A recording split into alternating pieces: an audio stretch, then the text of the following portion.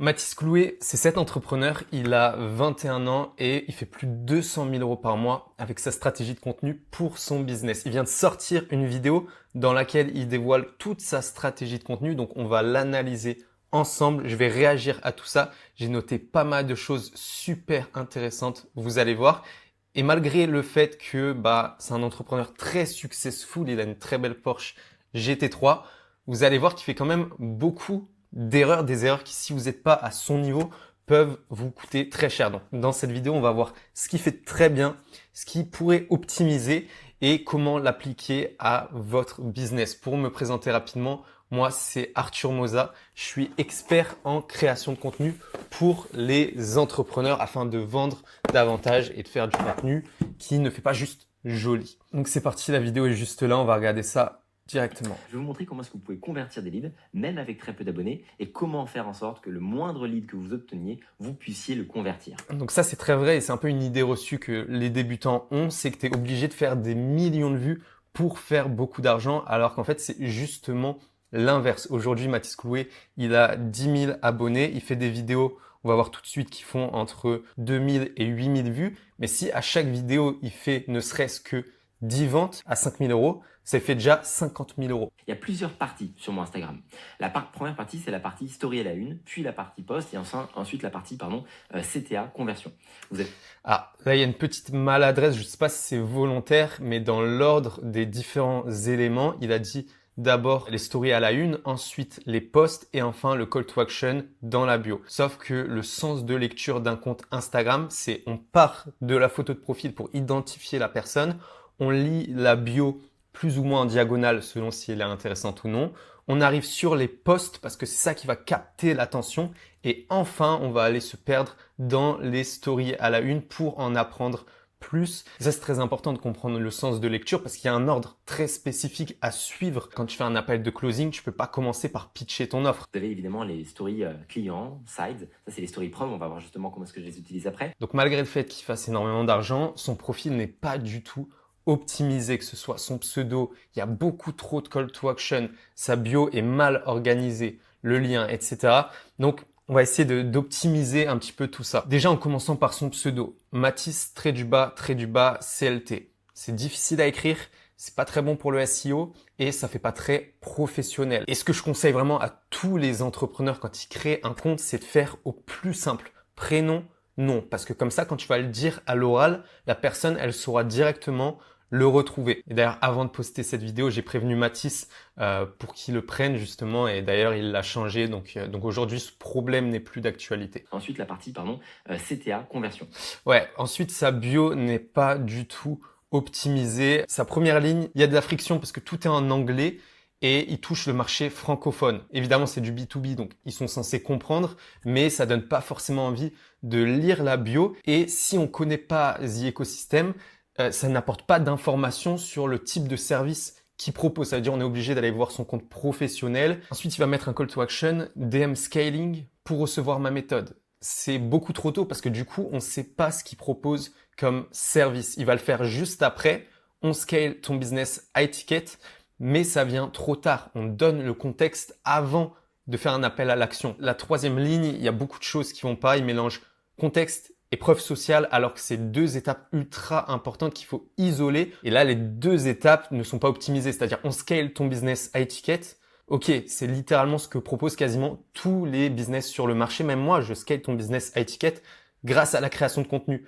Mais t'es Mathis Clouet, tu peux faire quelque chose de beaucoup plus impactant. On scale ton business high ticket à 50 000 euros par mois. Ça, c'est impactant et il y a très peu de personnes qui peuvent se permettre de mettre ça en bio. Et en plus, ça donne de la crédibilité. Donc ce contexte est censé être la première ligne de ta bio. Ensuite, tu vas mettre de la preuve sociale pour montrer que tu es légitime de proposer une telle promesse. Là, on a la chance d'être dans une niche qui est chiffrable, qui est mesurable, donc faut donner une notion aussi financière. C'est ça qui est impactant, les chiffres, plus de 300 business scalés et 100 millions d'euros générés. Ça, c'est impactant. Tu as généré des millions d'euros pour tes clients, mets-le en avant. Troisième étape, à la fin, une fois que tu as créé une montée en puissance, c'est-à-dire que tu sais ce que le mec propose, tu sais que ça marche et c'est là où tu veux passer à l'action pour l'appliquer à ton business. C'est là où tu mets DM scaling pour recevoir ma méthode. Là, un autre truc qui me dérange, c'est le lien vers sa chaîne YouTube, son call to action. En fait, il peut pas se permettre à son niveau de mettre un lien comme ça en mode je m'en fous, tu vois. C'est-à-dire le lien est beaucoup trop long, il est pas professionnel, on dirait un code barre. En plus de ça, il est pas traqué, donc il n'y a aucune visu, aucune data sur le nombre de personnes qui cliquent, ou alors faut aller sur YouTube Studio et regarder les sources de trafic. Et le pire dans tout ça, c'est que ça n'ouvre même pas YouTube. Donc on va regarder la vidéo depuis Instagram, ce qui n'est pas optimisé, ça va mettre beaucoup de friction et les gens ils vont la quitter au bout de 15 secondes. Donc non seulement ils n'auront pas eu la valeur et en plus de ça, ça va tuer la vidéo de Mathis parce que le watch time c'est une des métriques les plus importantes et si les personnes partent au bout de 10 secondes, la vidéo elle ne sera pas poussée derrière. Et pourquoi c'est grave? Parce que la solution est pourtant très très simple. Il suffit d'utiliser des sites comme Tapit qui permettent de créer des liens courts personnalisable, donc il peut marquer YouTube Mathis Clouet et les liens seront traqués, donc il saura combien de personnes cliquent. Surtout, ça va ouvrir YouTube directement, donc les gens seront connectés, ils pourront liker, commenter, cliquer dans la description. Et vous allez voir la partie post où c'est vraiment la marque personnelle. Je vais faire des biais d'autorité avec de l'association, avec Hormozy, avec d'autres personnes, etc. Ça, c'est très intéressant. Là, il parle de son feed Instagram qui est aesthétique, donc c'est un terme qu'on entend souvent. C'est un mix entre authentique esthétique. C'est des photos un peu prises sur le moment, simples, mais qui sont jolies. L'objectif, c'est d'inspirer, de montrer qu'on a réussi, on a atteint l'objectif que la personne souhaite atteindre. Donc, on est légitime. C'est pour ça qu'il y a beaucoup de preuves sociales un petit peu partout. Et un des facteurs clés pour avoir un bon feed esthétique, c'est cette diversité qui maîtrise très bien, c'est-à-dire la diversité dans les lieux, dans les poses, dans les ambiances. À chaque fois, on est dans un univers qui est cohérent, mais un petit peu différent pour qu'on ait l'impression qu'il ait une vie incroyable. Et en plus de ça, pour pousser davantage, il va jamais poster une photo seule. Il va toujours faire un carrousel pour donner cette impression que j'avais tellement de photos, je t'en balance 8. Et l'avantage aussi de faire des carousels, c'est quelque chose qui marche très bien en ce moment sur Instagram, c'est que chaque photo aura son propre potentiel de viralité. C'est-à-dire, peut-être t'as pas aimé la première, peut-être t'as pas aimé la deuxième, mais la troisième, tu vas liker, tu vas commenter, peut-être la quatrième, tu vas partager. Donc les carousels fonctionneront toujours mieux et en plus de ça, ça va augmenter le watch time, si on peut appeler ça comme ça, le temps sur lequel on va passer sur le post. Donc voilà, toujours important de poster plusieurs photos à la fois. Tout ça pour dire que les feeds à esthétique, quand tu es dans le make money, c'est vraiment très efficace. Je vais pouvoir partager un petit peu plus de ma personne brand, montrer que je suis un vrai humain, qu'il y a un vrai humain derrière. Et ça, on va jouer la carte de l'authenticité là-dessus. L'authenticité, pardon. Donc là, c'est intéressant parce qu'il dit qu'il fait ça justement pour améliorer sa personal brand, son authenticité. Et pourtant, il pousse pas le délire à fond, c'est-à-dire que ça, c'est son feed, ok, il est bien, mais derrière, sa photo de profil est complètement incohérente. Ses photos des stories à la une sont complètement incohérentes. On a des photos générées par IA aléatoirement. Une fois, il met son logo en gros, une fois, il met son logo en petit. Sa photo n'est pas du tout esthétique, c'est-à-dire qu'elle a été prise avec une caméra professionnel, on a un bokeh en flou d'arrière-plan, un gros micro, ça casse un petit peu toute l'ambiance authentique. D'ailleurs, je me suis permis de refaire directement son compte Instagram pour vous donner une idée de ce à quoi ça pourrait ressembler.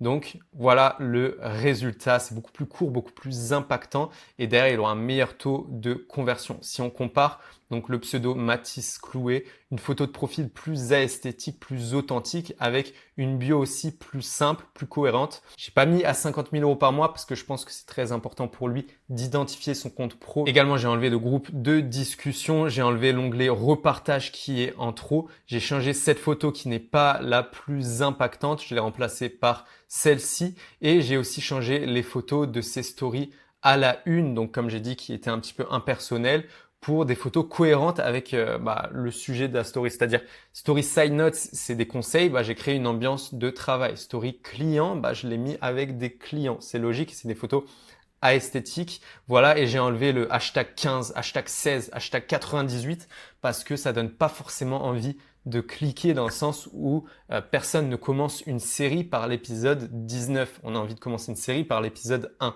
C'est la même chose pour les stories à la une. Il n'y a pas besoin d'en avoir 4 millions. Il faut mettre les meilleures preuves sociales. C'est largement suffisant. Donc, j'en ai mis 2. Voilà, globalement, le avant-après. Et d'ailleurs, si toi aussi, tu as envie d'optimiser ton compte Instagram en 5 minutes, je t'ai mis une template dans la description. C'est 100% gratuit et derrière tu pourras augmenter ton taux de conversion de 10, 20, 30% en 5 minutes. Donc, je te le mets dans la description, c'est gratuit. Aujourd'hui, si je n'avais pas 3 réseaux différents qui s'apportaient des leads, qui augmentaient la confiance, l'autorité, l'authenticité de ma personal brand entre les réseaux, ça ne marcherait pas aussi bien. Ça, c'est très vrai. C'est une des erreurs principales des entrepreneurs, c'est de se concentrer sur un seul canal d'acquisition. C'était une bonne stratégie qui fonctionnait à l'époque, mais aujourd'hui, avec la saturation et la sophistication du marché, c'est plus possible et on a besoin d'avoir plusieurs points de contact avec sa cible. Si on est axé 100% Instagram, c'est top pour fidéliser, c'est une belle vitrine et la fréquence de conversion est assez importante. Par contre, le risque, c'est d'avoir des prospects trop froids à cause du format court et donc peu de conversion. Si on a une stratégie 100% LinkedIn, l'avantage, ça va être pour cibler du B2B, également la fréquence parce que c'est facile à créer et le risque principal, c'est d'avoir des prospects trop froids et donc peu de conversion parce que le format texte, c'est encore pire que le format court pour créer la confiance. Et du coup, il y en a qui me diront, bah alors la meilleure stratégie, c'est une stratégie 100% YouTube. C'est vrai que YouTube, c'est la meilleure plateforme pour créer la confiance et avoir une force de conversion. Par contre, le risque, c'est d'avoir une fréquence trop faible parce que ça prend beaucoup plus de temps à faire une vidéo YouTube et si une vidéo flop, tu n'as juste plus d'acquisition. Donc c'est extrêmement risqué et en plus de ça, c'est une mauvaise plateforme pour fidéliser une audience. C'est pour ça que Mathis Clouet l'a compris, la meilleure stratégie aujourd'hui, c'est mettre en place une acquisition multicanal, c'est-à-dire utiliser plusieurs plateformes pour les entrelacer, des plateformes interconnectées qui s'entraident. C'est-à-dire que le trafic qu'on a généré sur YouTube, on va le renvoyer vers Instagram pour le fidéliser. Le trafic qu'on aura généré sur Instagram, on va le renvoyer vers YouTube pour le chauffer. Et LinkedIn, là où il va toucher du B2B, également le renvoyer vers YouTube. Voilà. Et ensuite, j'ai commencé à faire des réels. Et il y a 2 grandes catégories de réels. Les réels face cam. Donc là, c'est intéressant. Il dit qu'il a 2 grandes catégories de réels. Alors qu'en réalité, depuis qu'il est sur Instagram, il a fait énormément de choses différentes. Et c'est ça aussi qu'il faut prendre en compte parce qu'il n'est pas arrivé là comme ça, juste avec ses formats. Pour donner quelques exemples, il a posté énormément d'extraits de podcasts, ensuite énormément de vidéos dans le jet privé. Il a fait des blocs de contenu. Un bloc de contenu, c'est une bonne stratégie de rééquilibrage. C'est-à-dire si tu manques de trafic, tu vas poster beaucoup de contenu tofu. Maintenant, le problème avec ces blocs de contenu, c'est que ça va créer des déséquilibres. Tu vas habituer ton audience à un contenu spécifique. Donc, dès que tu vas changer, ça va moins bien fonctionner. En plus, ça crée une personal brand un peu confuse. C'est-à-dire qu'il est très bon sur sa personal brand en post, mais en réel, il est beaucoup moins efficace et beaucoup moins maîtrisé. Donc voilà, je conseille vraiment pas de faire des blogs de contenu comme ça. Faut alterner entre des concepts tofu, des concepts mofu et des concepts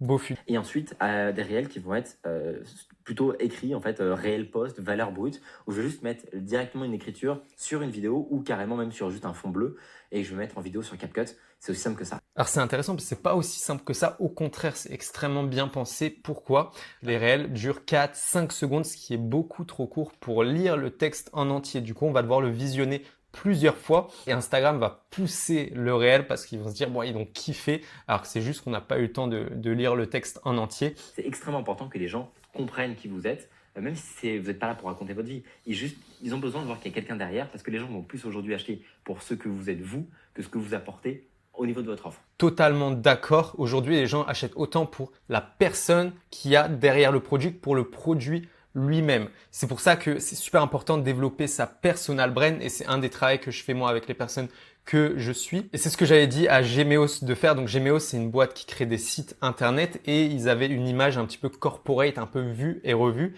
Et du coup, on l'a recentré autour des fondateurs Sandro et Sacha Gemeos, 2 frères jumeaux qui sont à Dubaï, qui font énormément de sous, ce qui est bien plus impactant. Et ça, c'est une personal brand à plus de 100 000 euros par mois. Donc si c'est quelque chose qui peut t'intéresser, je vais ouvrir 5 places ce mois-ci pour accompagner personnellement 5 personnes sur leur création de contenu. Donc évidemment, c'est sur candidature parce que je pourrais pas accompagner tout le monde. Mais si ça t'intéresse, je te mets le lien dans la description. Mes posts que je vais utiliser ici, compétences sous-estimées, garder, savoir, l'attention, je vais pouvoir l'utiliser en side note sur Instagram, mais je vais pouvoir aussi l'utiliser en YouTube Community Post. Donc ça, c'est très intéressant. C'est exactement ce qu'il faut faire et j'appelle ça le recyclage de contenu vertueux. C'est-à-dire que le focus principal, ça va être YouTube et va en découler des réels. C'est pas forcément des extraits de la vidéo, mais en tout cas, c'est une réadaptation des différentes idées sous forme de réels. Et ces réels, ils vont pouvoir permettre aussi de créer des stories apport de valeur. Et on peut servir de l'idée du réel pour faire aussi des posts LinkedIn. Tout ça à partir d'une seule vidéo YouTube.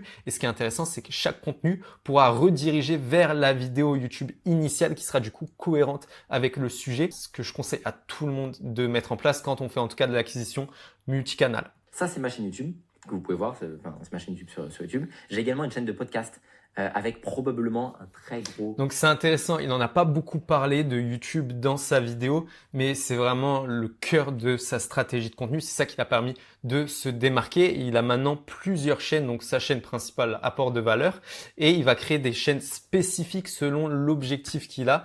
Et ça, c'est très intelligent parce que YouTube fonctionne comme ça. Donc là, il a une chaîne principale, une chaîne podcast et il va faire une chaîne spécialement témoignage. Concrètement, pour bien comprendre le funnel de Mathis, il ressemble à ça. Donc comme j'ai dit, YouTube au cœur de sa stratégie. On a Instagram avec DM scaling en bio, on a un setting automatique, on a un setter qui va DM sur chaque interaction et en fonction du prospect, de rediriger soit vers une vidéo YouTube qui va résoudre sa douleur ou alors directement proposer un appel. On a évidemment LinkedIn qui est la pierre angulaire de son business pour toucher du B2B avec évidemment un setter qui va DM chaque interaction. Et sur YouTube, il aura 3 types de call to action différents en fonction du niveau de conscience du prospect. C'est-à-dire que si un prospect est froid ou même les autres, il va pouvoir rediriger vers Instagram pour le garder dans son cercle de création de contenu. Si un prospect est tiède, il va le renvoyer vers son school avec de la valeur gratuite, ce qui va permettre de le chauffer davantage et même de le setter derrière sur WhatsApp parce qu'il récupère les informations.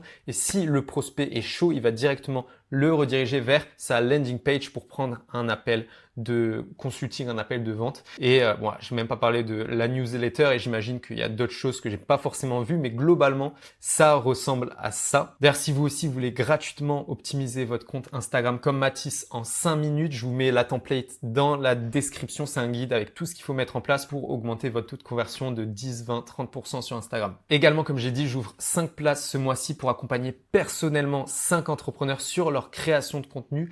Donc, c'est sur candidature parce que je peux pas accompagner tout le monde, mais je vous mets le lien dans la description et je te dis à très vite. C'est Arthur Moza. Ciao.